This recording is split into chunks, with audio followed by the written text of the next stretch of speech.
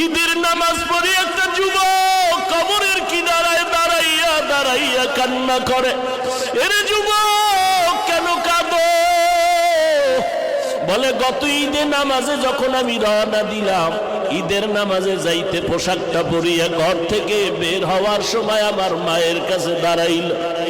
আমার মা আমার মাথায় হাত দিয়া কলিজা ভরে দোয়া করে দিলেন। আমার বাবারে হাতটা ধইরা সাথে নিয়ে ঈদের নামাজ এক জায়গায় দাঁড়াইয়া আদায় করেছে।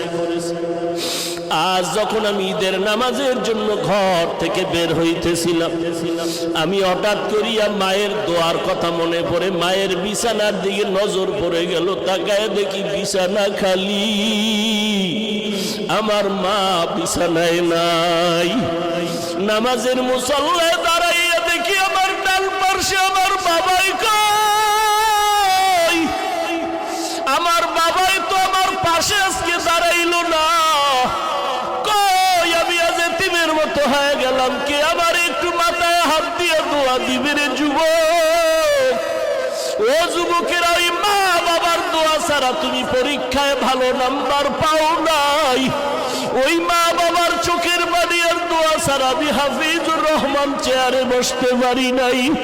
ওই মা বাবার চোখের পানি আর দোয়া ছাড়া তুমি মাওলানা মুক্তি হইতে পারো নাই রে যুবক। ওই মা বাবার দোয়া ছাড়া তুমি টাকার মালিক, বাড়ি গাড়ির মালিক, সম্মানের চেয়ারের মালিক হতে পারো নাই।